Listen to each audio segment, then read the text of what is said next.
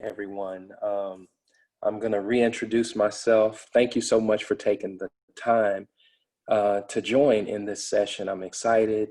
We have a lot of information to share and a short period of time to share it. So I want to get right down to it. So again, my name is Yusef Muhammad. I'm from Houston, Texas, and I've been an Enterprise instructor for the Emerging Leaders Program for 6 years in Houston. I teach 2 cohorts here and have been for the last 6 years. And I'm also ISC, which is an Enterprise support coach. I'm also a business owner for the past 23 years, owning a number of companies in my portfolio, primarily in media and business. So I can relate to each of you as business owners. And I always like to say, what qualifies me to be a guest expert on this call is my personal success and expertise that I've demonstrated in helping companies scale. And how have I done that? Over the past 15 years, I volunteered as a business advisor with SCORE, the nation's largest network of business advisors with over 10,000 counselors and 300 offices throughout the country. And as a resource partner of the SBA, we're known as Counselors to America's Small Business. And in Houston, I'm the chapter chair and president, where I lead a team of 160 advisors with 16 offices and 60 education sites. We're one of the largest chapters in the country. And my area of expertise is advising borrowers and lenders on SBA lending products. Lastly, as a professional consultant, our firm helps borrowers get access to capital and entrepreneurs gain equity investment from investors. So that's a little about myself, and what we're going to talk about today is your financial picture and do an analysis of your company's finances. And I had some technical difficulties, so I'm going to have Lindsay do the slide for me. And we're going to start this talk off the same way we would start any emerging leaders session. After session zero, we start with learning objectives. So you can advance to the next slide. Learning objectives today, we're going to look at the facts and just look at your facts, your financial facts. We're going to do a financial assessment. And because this presentation normally takes about an hour to deliver, and I can only do it in 15 minutes, and then we start discussion, we're not going to get through all of these points, but we're going to try in the question and answer to do so. And we're going to talk about how others view your financial picture. And so in this session together, we're going to get started with the financial assessment. I always like to start with a quiz, and you can advance to the next slide. Okay, so I always like to start with a quiz. I know this is unusual in a presentation to start with a quiz, but the reason I like to start with the quiz because it's an assessment that allows for self-reflection, an honest look at where you really stand. As we talk through the questions, you get a chance to do an honest look at where you really stand. And if you're standing in your way, you can identify that.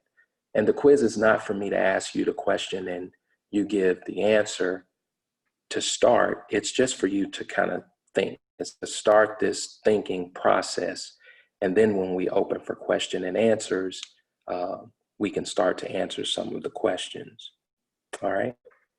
So let's get started with the financial assessment and some of the questions on the quiz.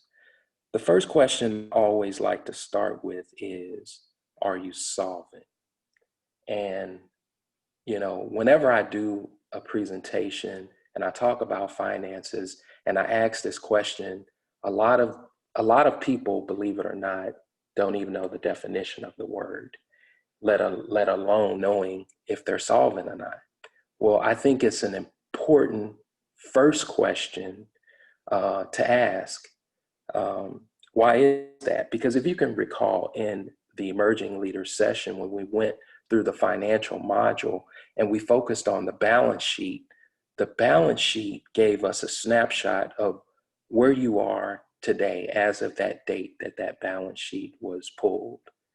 And it lets you know who do you owe, and it also lets you know what do you own.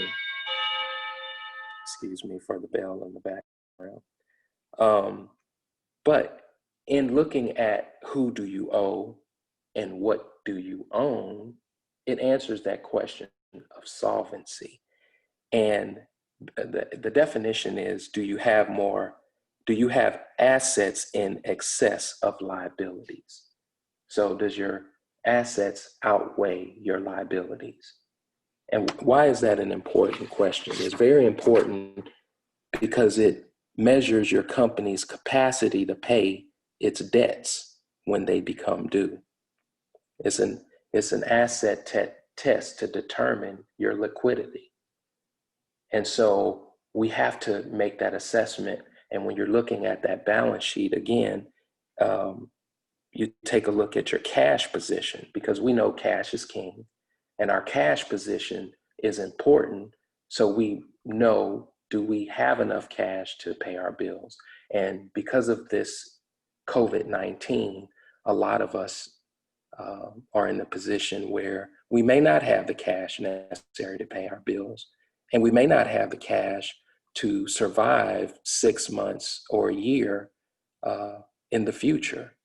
So that's why this question is so important. And I also want to know, in this kind of question, this self-assessment, before we kind of open the floor for question and answers, do you know what your debt to income ratio is, and why is that important? It lets us know what your buying power is, and if you're over leveraged, and if you're not solvent, meaning you don't have the cash in the bank, you are in a crunch for cash, you may have started to reach for the first thing that you can, which would be credit. And now you may be in a position where your debt to income is too high, and that still may not be enough to help you survive the time you need to survive during this recovery. So those are some of the things that we're going to talk about, as well as your current ratio and your quick ratio. And again, going back to the financial module that we had in the Emerging Leader session, we know that the quick ratio is the asset test for estimating at a glance whether your company is facing immediate liquidity problems, and your current ratio is used by bankers to determine your level of solvency. So again, it goes back to trying to understand if you're solvent or not. Now, the next thing on that balance sheet that I always like to look at, and right now I think it's important to take a look at that and have that conversation, is your receivables, because your receivables are listed as assets. But you and I know in accrual accounting, you may have $50,000 or $100,000 in receivables or invoices that have been issued to customers, but that doesn't necessarily mean that all of those are going to be collected on. And if you can't collect in 90 days, the bank doesn't even consider those assets anymore. And right now, because of the stay-at-home order, a lot of companies can't pay their invoices. And so the question that I have for you to, just reflect on, how are your receivables? Are you collecting 100% on your receivables? Which again would speak to your cash flow.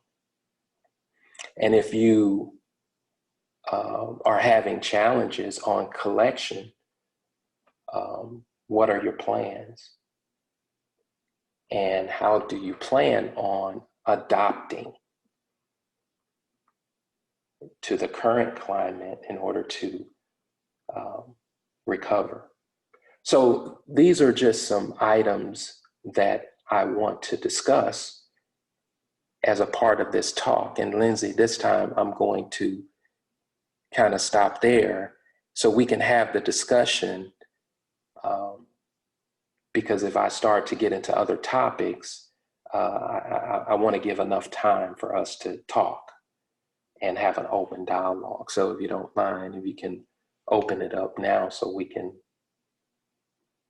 Yeah, Just perfect. Great.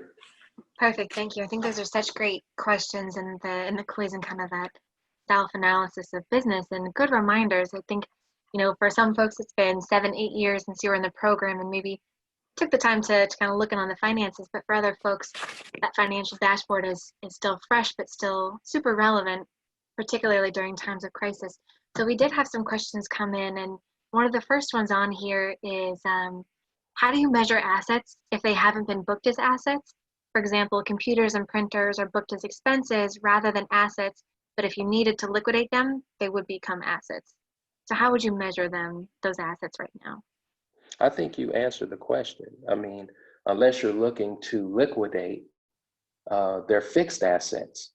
That's the way they're identified on your balance sheet.